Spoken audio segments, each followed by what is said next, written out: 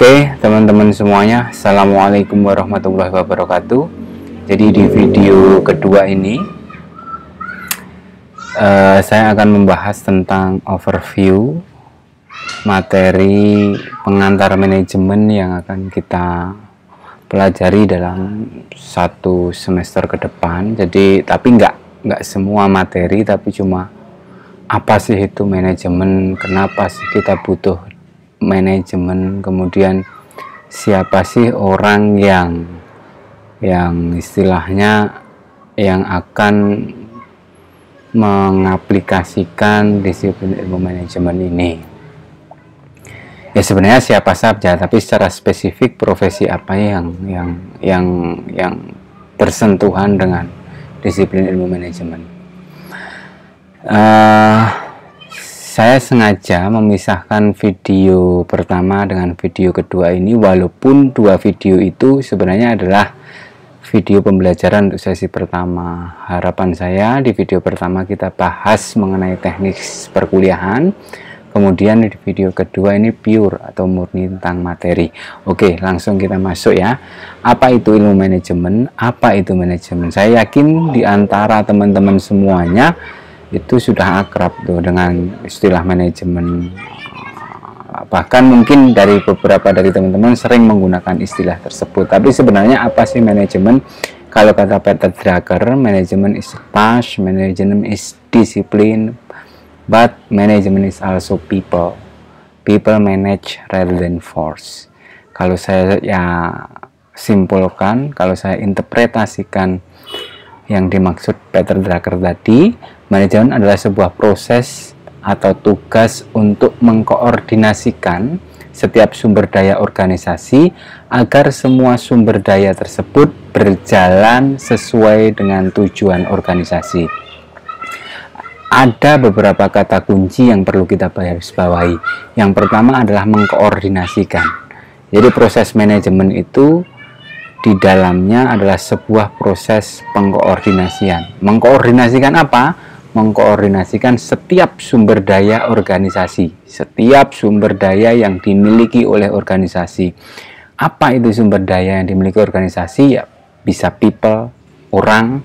Jadi orang-orang di dalam organisasi itu adalah sumber daya yang dimiliki oleh organisasi.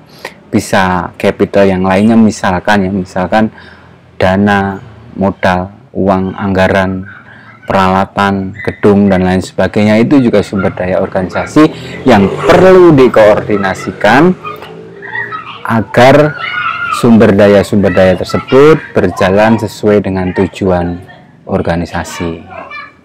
Jadi sumber daya tadi perlu dikoordinasikan. Siapa yang mengkoordinasikan? Nah, nanti akan kita bahas. Tapi saya ulangi kembali lagi bahwa manajemen adalah sebuah proses untuk mengkoordinasikan setiap sumber daya organisasi. Dengan bahasa lain, manajemen adalah sebuah alat untuk menjamin setiap sumber daya beroperasi secara efektif dan efisien.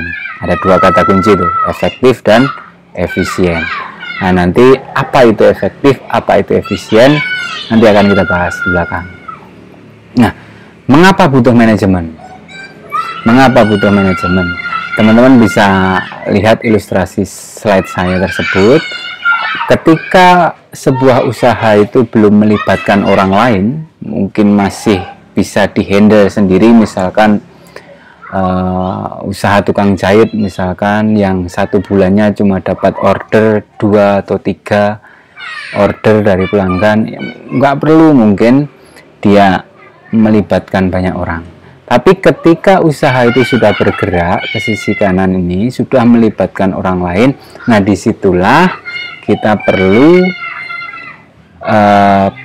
sentuhan manajemen di dalamnya. Mengapa demikian? Karena begini teman-teman, ketika sebuah organisasi, sebuah unit usaha atau organisasi atau perusahaan itu sudah melibatkan orang lain, di situ terdapat different structures, kemudian different principles, different behavior. Yang berikutnya adalah different works. Jadi Orang-orang yang di dalam organisasi ini tentu memiliki prinsip yang berbeda-beda karena mereka purely berasal dari luar organisasi tersebut. Pun demikian mereka juga memiliki behavior perilaku yang berbeda-beda. Jadi ketika mereka masuk di dalam organisasi, sumber daya tadi, dalam konteks contoh saya tadi adalah orang, itu harus dikoordinasikan agar perilaku mereka, agar prinsip mereka itu sesuai dengan tujuan organisasi. Gitu ya. Apalagi kalau organisasi sudah bergerak ke arah sini, melibatkan banyak orang, itu akan kompleks principles, kompleks behavior. Ada banyak orang yang masuk di dalam organisasi tersebut, ada banyak divisi di dalam organisasi tersebut. Jadi ketika sudah banyak divisi, ya logika sederhananya kan ketika sebuah usaha itu tumbuh besar, tentu kan yang awalnya misalkan ngurusi uang itu bisa dihandle sendiri. Ketika kemudian organisasi bisnis kita itu tumbuh secara besar, melibatkan banyak orang, skala bisnis kita menjadi besar, order yang awalnya itu cuma 3-4 order per bulan menjadi ribuan per bulan. Nah, makanya kita perlu subdivisi. Nah, divisi itu memiliki ukuran kinerja yang berbeda-beda. Makanya ketika melibatkan banyak orang, organisasi itu sudah tumbuh besar, akan ada yang namanya complex works. Ada kerja-kerja yang kompleks. Kemudian ada banyak orang di dalamnya, ada kompleks behavior, perilaku yang kompleks dari setiap orang-orang dalamnya. Semua itu harus dikoordinasikan. Nah, makanya ketika usaha itu sudah melibatkan orang lain dan melibatkan banyak orang, semakin tumbuh besar sebuah usaha, di situ proses manajemen sangat dibutuhkan. Dan menurut hemat saya bahwa manajemen ini sebuah kebutuhan yang memang harus dipenuhi oleh setiap orang yang pengen tumbuh besar di masa depan. Atau dengan kata lain, manajemen ini sangat dibutuhkan oleh organisasi-organisasi yang pengen bercita-cita di masa depan dia tumbuh menjadi organisasi yang cetar membahana, besar, punya skala yang besar di masa depan. Jadi menurut saya manajemen itu sebuah keharusan, karena nggak ada organisasi yang bercita-cita, saya nggak akanlah bercita-cita menjadi sebuah organisasi besar, saya nggak akanlah bercita-cita perusahaan saya ini besar. Nggak ada yang seperti itu. Pasti mereka bercita-cita untuk menjadi sebuah organisasi yang besar, menjadi sebuah perusahaan yang besar dengan skala bisnis yang besar.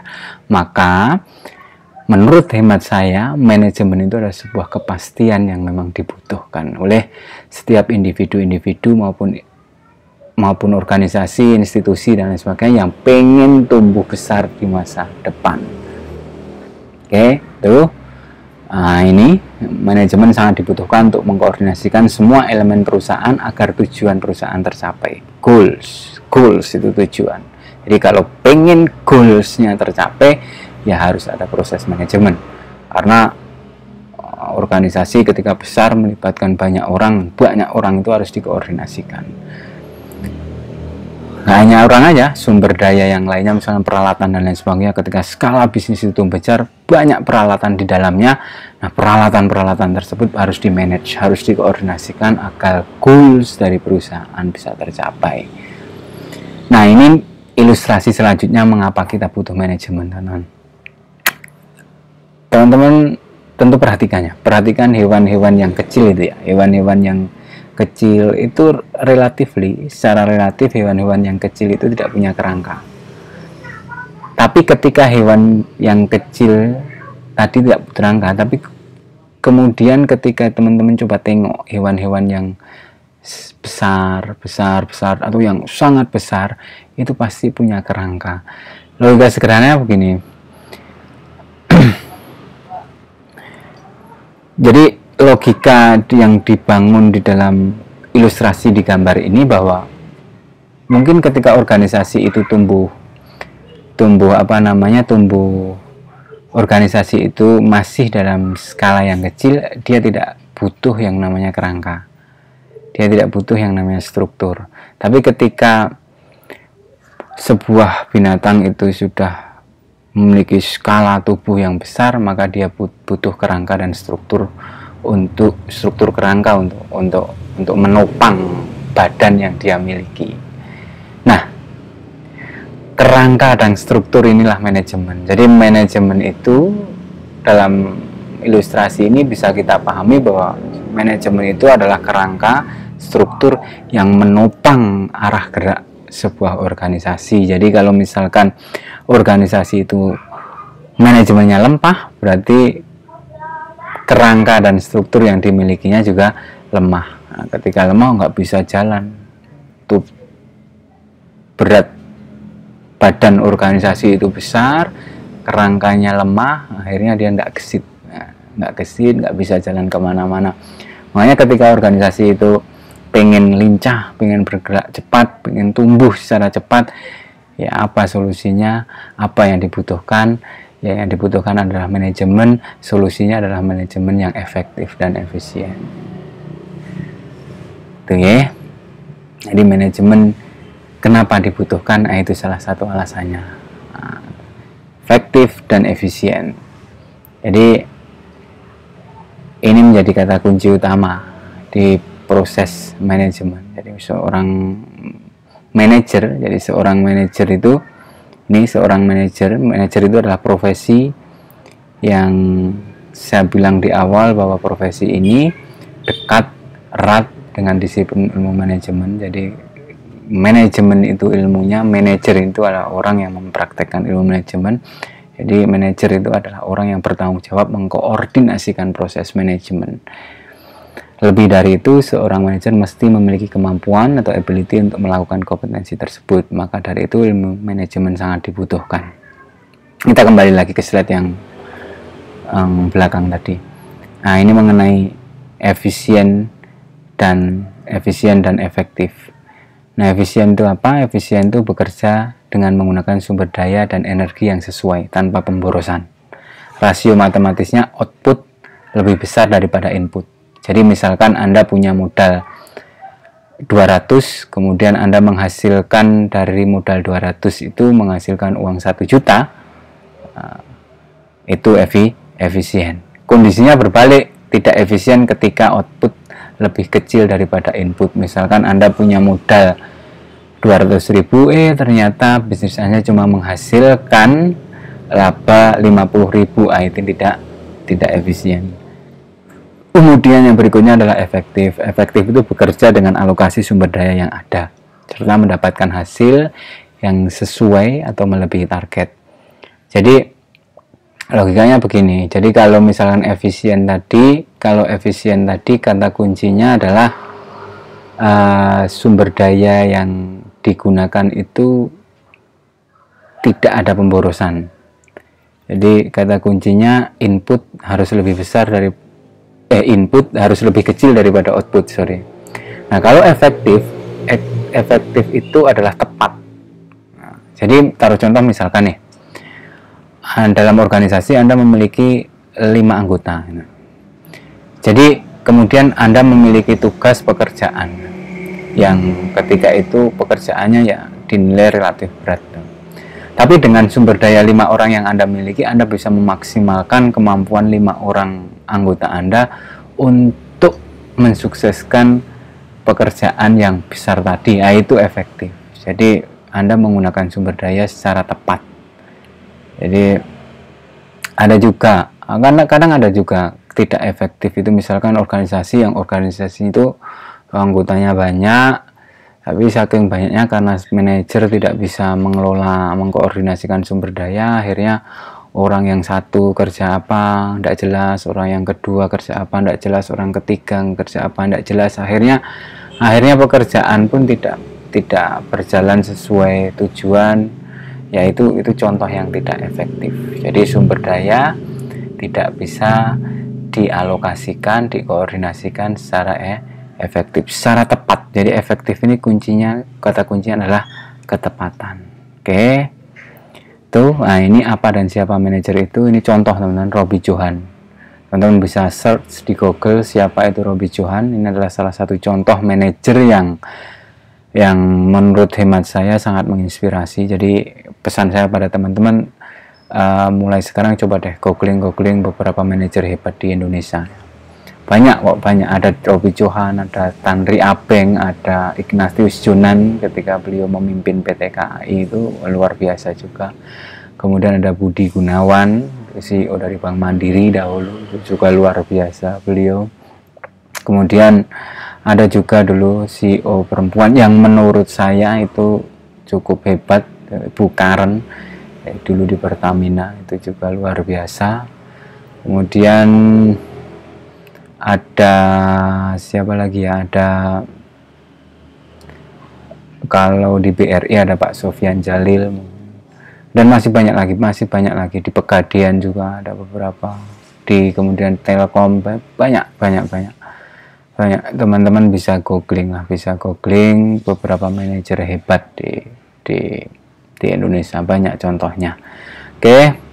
Nah, ini klasifikasi manajer dan tugasnya. Jadi manajer itu nggak hanya satu, teman-teman. Manajer itu ada klasifikasinya, ada top management, middle management, first line manager, dan non manager employee. Ya, semuanya itu adalah manajer. Dari top management sampai dengan non manager employee itu juga manajer. Cuman klasifikasinya mereka memiliki struktur hierarki yang berbeda, yang mana setiap hierarki, setiap klasifikasi memiliki tugas yang berbeda-beda pula. Top management ini memiliki tugas yang berbeda tentunya dengan middle management.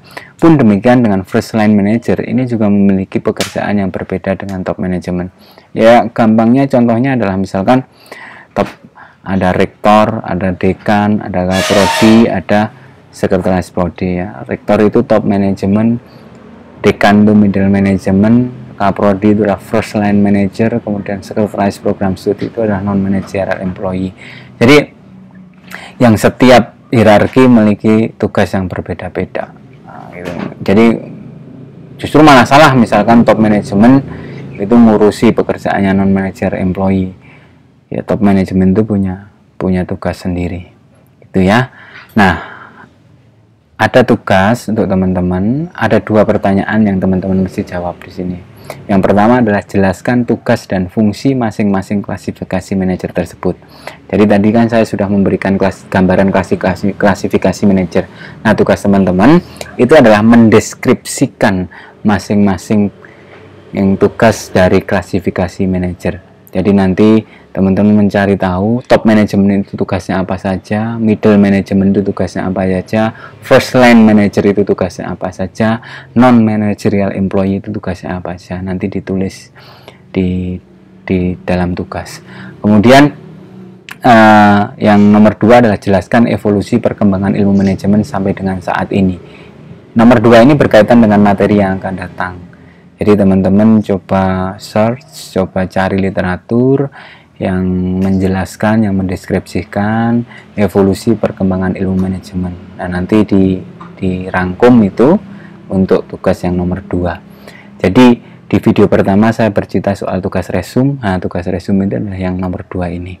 Nah, tugas nanti ditulis, diketik dalam Microsoft Word, kemudian disimpan filenya dalam bentuk PDF. Nah, kemudian file PDF tersebut dikirimkan ke ketua kelas, dijadikan satu folder, kemudian foldernya diekstrak ke ekstensi RAR, file RAR, baru dikirim ke email saya, masbayuklaten@gmail.com. Gitu ya. Subjek silakan ditulis tugas 1 nama kelas, gitu ya. Jadi mengumpulkannya lewat ketua kelas. Saya tekankan lagi, mengumpulkannya lewat ketua kelas, baru ketua kelas setelah terkumpul dikirim ke saya. Gitu ya. Paling lambat kapan, Mbak? Paling lambat nanti saya akan komunikasi dengan ketua kelas. Gitu ya. Nah, kemudian untuk RPS dan materi hari ini atau slide bisa di-download di website saya, bayuyayansurakarta.wixsite.com/kuliah. Oke, gitu teman-teman. Sekian dari saya. Wassalamualaikum warahmatullahi wabarakatuh. Tetap semangat.